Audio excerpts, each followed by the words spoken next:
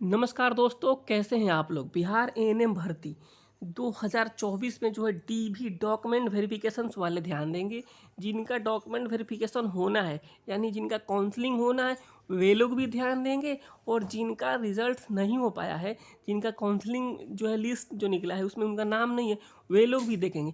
क्योंकि उनका जिस दिन वेटिंग लिस्ट जारी होगा तो डॉक्यूमेंट्स उनको भी वही लगेगा। तो आप लोग भी पूरा ध्यान से वीडियो देखिएगा, आपके लिस्ट में नाम हो या नहीं हो।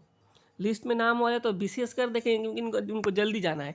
जिनका नाम नहीं है उनके बारे में हम बताएंगे कि वेटिंग लिस्ट का क्या सीन है, कब तक क्या होगा इसमें। और साथ ही साथ हम बताएंगे इस वीडियो में कि अगर आपके सर्टिफिकेट्स में कोई नाम में गलती है, आपके फादर्स नेम में गलती है, आपके मदर्स नेम में गलती है, किसी में ई ज़्यादा है, किसी में स्पेस ज़्यादा है, गलतियाँ हो जाती है, तो उन गलतियों को अब क्या करेंगे। आप जो है बीएनआरसी में जाके अब जो है चेंज नहीं करवा सकते हैं। तो अब आपको क्या करना चाहिए। डॉक्यूमेंट वेरिफिकेशन वाले, वेटिंग लिस्ट वाले और जिनका नाम में गलती है वो लोग इस वीडियो को आप पूरा देखिएगा ना, तो पूरी जानकारी आपको मिल जाएगी। इसके बाद आपको दूसरी वीडियो देखने की ज़रूरत ही नहीं पड़ेगा। पूरी जानकारी आपको इस वीडियो में देने वाले हैं। तो आइए वीडियो को स्टार्ट करते हैं। उसके पहले आपसे अनुरोध करेंगे कि अगर आप हमारे चैनल पर पहली बार आए हैं तो चैनल को सब्सक्राइब करके वीडियो लाइक ज़रूर कर दीजिएगा। यहाँ पे आगे बढ़ेंगे। देखिए, अगर आप जो है कॉल लेटर डाउनलोड करना चाहते हैं तो आप यहाँ से जाकर कॉल लेटर डाउनलोड कर सकते हैं। बिहार टेक्निकल सर्विस कमीशन जो है ऑफिशियल वेबसाइट है, वहाँ से आप जाएंगे तो सबसे ऊपर ही आपको ये दिख जाएगा। यहाँ से आप डॉक्यूमेंट अपना जो है कॉल लेटर डाउनलोड कर लेंगे। यहीं पे सारी चीज़ें यहाँ पे नीचे भी दिया गया है, इस चीज़ को भी आप देख सकते हैं। अब जो है हम सबसे पहले आपको डॉक्यूमेंट वेरिफिकेशन के ऊपर बात कर लेते हैं, कौन कौन से आपको डॉक्यूमेंट्स लगेंगे। उसके बाद से हम बात करेंगे वेटिंग लिस्ट और नाम में गलती है उसके ऊपर। यहाँ देखिए, आप वीडियो को पूरा जरूर देखिए। जैसे कि ये सारी चीज़ें आपको पता चल गई होगी कि 16 से लेकर 23 और यहाँ 27 से लेकर 1-3 तक जो है डीवी का कार्य होना है, काउंसलिंग कार्य होना है, और यहाँ पे लोकेशन भी दे दिया गया है और यहाँ पे कब होना है इस चीज़ को भी बता दिया गया है। आपका हम समय बिल्कुल नहीं बर्बाद करेंगे, जल्दी जल्दी सारी चीज़ आपको हम बता देंगे। किस तरीके से क्या करना है उस चीज़ को भी दे दिया गया। यहाँ पे देखेंगे लिखा है, डीवी हेतु आमंत्रित अभ्यर्थियों द्वारा आयोग के वेबसाइट पर जो है ये दिया है पर जाकर अपना लिंक पे जाना है। रजिस्ट्रेशन नंबर और मोबाइल नंबर तिथि डालने के पश्चात रजिस्ट्रेशन मोबाइल नंबर पर ओटीपी प्राप्त होगा, उसके माध्यम से आपका एक कॉल लेटर डाउनलोड होगा। यानी ये हो गया काउंसलिंग के लिए। ये सारी चीज़ें आपको पहले से पता होगी, लेकिन मेन जो बात है ना डॉक्यूमेंट्स को लेकर के, अगर किसी तरीके का आपको डॉक्यूमेंट्स में कोई गलती हो जाती है ना, खुदा ना कहते तो आपको जो है बाहर कर दिया जाएगा, फिर आप जो है कोर्ट केस में पड़े रह जाएंगे। तो आप जो है इस वीडियो को ध्यान से देखिए और डॉक्यूमेंट्स को पूरी अच्छी तरीके से लेके जाइए ताकि कोई गलती नहीं। अगर आपका नाम नहीं आया ना तब भी देखिएगा इस वीडियो को, क्योंकि आपको भी तो जाना है आज नहीं तो कल। तो देखिए, एक एक करके हम समझेंगे लोग। ऑनलाइन आवेदन में जो है इंगित प्रविष्टियों के अनुसार अभ्यर्थी को चेकलिस्ट प्रपत्र में वर्णित सभी प्रमाण पत्रों की मूल प्रति, सभी प्रमाण पत्रों की 2 प्रति स्व अभिप्रमाणित छाया प्रति दस्तावेज। देखिए, अब कई लोग कमेंट्स किए हैं कि जो निवास प्रमाण पत्र तो हमने डाउनलोड किया है, उसका ओरिजिनल कहाँ से आएगा। तो जी हाँ, आपने जो डाउनलोड किया है ना वही ओरिजिनल है उसका। आप ज़्यादा आपको दिक्कत है तो कलर प्रिंट करा लीजिएगा, लेकिन ओरिजिनल वही है। वैसे डॉक्यूमेंट्स में ओरिजिनल और फोटोस्टेट नहीं देखा जाता है, जो कि डिजिटली जो है आपको साइन हुआ है उस डिजिटली, यानी अपने अपने इंटरनेट से जो है डाउनलोड किया है, वैसे में ओरिजिनल ही है। आपको बिल्कुल हड़बड़ाना नहीं है उसमें। स्व अभिप्रमाणित छाया प्रति होना चाहिए। जितने भी जो है आपके डॉक्यूमेंट्स हैं उस पर सेल्फ अटेस्टेड होना चाहिए। ये हो गया 2 प्रति में सबका। विदितों के कार्य अनुभव एवं उच्चतम योग्यता का दावा करने वाले वैसे अभ्यर्थियों का दस्तावेज सत्यापन प्रथम चरण दिनांक 20/1 से लेकर के 2/2 तक कराया जा चुका है। शेष अभ्यर्थियों हेतु दस्तावेज सत्यापन के लिए ये चीज़ें जारी की गई है। यहाँ देखिए, ये जो मैट्रिक के प्रमाण पत्र आपके पास होगा, निवास भी होगा, फोटो युक्त पहचान पत्र भी होगा, आधार ले लीजिएगा इसकी जगह पे। शैक्षणिक योग्यता में जो एएनएम का सभी प्रमाण पत्र दोनों वर्ष का आपको पास होना चाहिए। बिहार परिचारिका निबंधन यानी आपको रजिस्टर्ड होना चाहिए। और सबसे बड़ा दिक्कत वहाँ पे पहुँच रहा है, हो रहा है जाति प्रमाण पत्र को लेकर के। अनुसूचित जाति जनजाति को लेकर तो चलिए ठीक है, लेकिन जो ओबीसी है इसके लिए नॉन क्रीमी लेयर सर्टिफिकेट्स होता है, उसको आपको बनवाना है। कब तक का बनवाना होना चाहिए?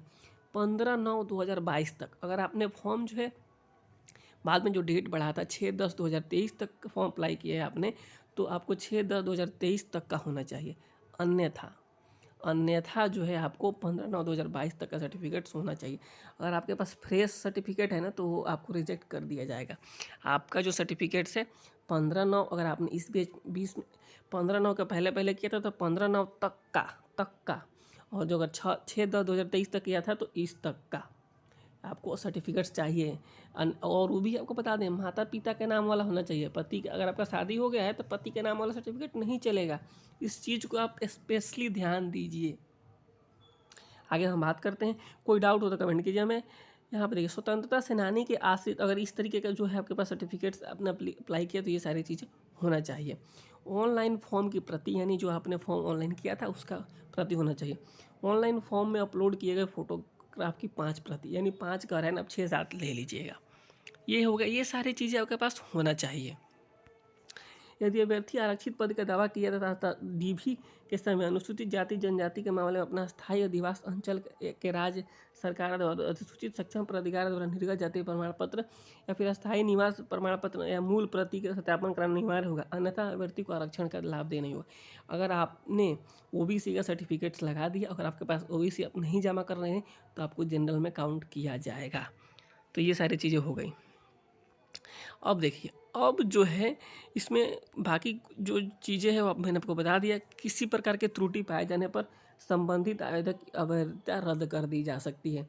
यानी जो है आपको बिल्कुल सही तरीके से सभी डॉक्यूमेंट्स लेके जाना है, अन्यथा आपका जो है अभ्यर्थिता रद्द कर दी जाएगी।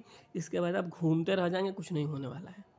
तो ये हो गया। किस तरह कोई डाउट्स हो तो कमेंट जरूर कीजिएगा। यहाँ देख आगे बढ़ेंगे। ये तो हो गया डीवी को लेकर के सारी चीज़ें कि आपको जो है डॉक्यूमेंट वेरिफिकेशन कराना ही कराना है कि हर हाल में। ये हो गया।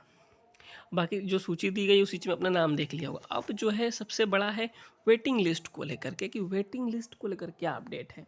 देखिए, जैसे कि आपको पता है कि जितनी सीटें हैं उससे कम रिजल्ट हुआ। आपको यहाँ बता दें कि कितने रिजल्ट हुए हैं, क्या हुआ है। यहाँ पे देखिए, यहाँ पे जो है कल का ही लेटर जारी हुआ है, साफ नहीं आया थोड़ा। यहाँ देखिए 15/2/2024 को यहाँ देखिए क्या कहा गया, उपयुक्त विषय में निर्देशानुसार यहाँ पे महिला स्वास्थ्य कार्यकर्ता एएनएम कुल जो पद थे 10,709 थे, जिसमें 8,791 पदों पे ही काउंसलिंग कराया जा रहा है।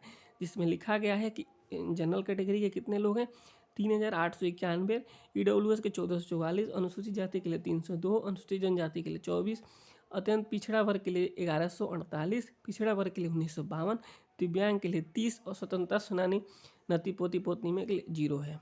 तो यहाँ पे जो है 8,791, यानी यहाँ पे देखेंगे 10,000 सीट है, 10,709, और उसमें जो अब 8,791 पे है, तो जो बचे हुए सीट हैं, देखिए बचे हुए जो सीट है ना, उसमें जो है आपको अभी इनका काउंसलिंग होना है। इसमें अगर जिनका डॉक्यूमेंट्स सही नहीं होगा वो लोग हो जाएंगे बाहर।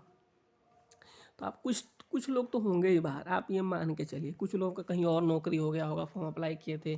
कुछ लोग का जो है कुछ चीज़ें ऐसी हो जाती है डॉक्यूमेंट्स को लेकर के जिनको बाहर ही होना पड़ता है। तो इसमें से और सीट खाली होने का अनुमान है। तो जो भी 3,000 के आसपास सीटें बच जाएगी, कुछ और सीटें खाली रह जाती है, तो इनके ऊपर सरकार निर्णय लेगी। सरकार, अब हमें नहीं लग रहा है कि सरकार चाहेगी कि दोबारा एग्जाम से लेकर दोबारा भर्ती कराएं।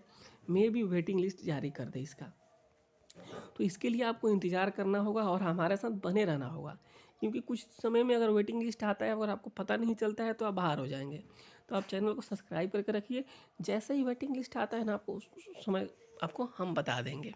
और रही बात जो है, अगर आपके नाम में गलती है, जैसे मान लीजिए किसी का फादर्स नेम होता है, फादर्स नेम में देखिए यहाँ पे किसी के फादर्स नेम होता है, यहाँ राज है और यहाँ पे किशोर है, ठीक है। तो यहाँ पे कई बार किसी में ई रहेगा, किसी में नहीं रहेगा, कहीं यहाँ स्पेस रहेगा, कहीं नहीं रहेगा। तो इस तरीके की गलतियाँ हो जाती है, जिसमें बड़ी, मान लीजिए किसी के फादर्स नेम में दीपक है, कहीं DI से हो गया और कहीं DEE से हो गया।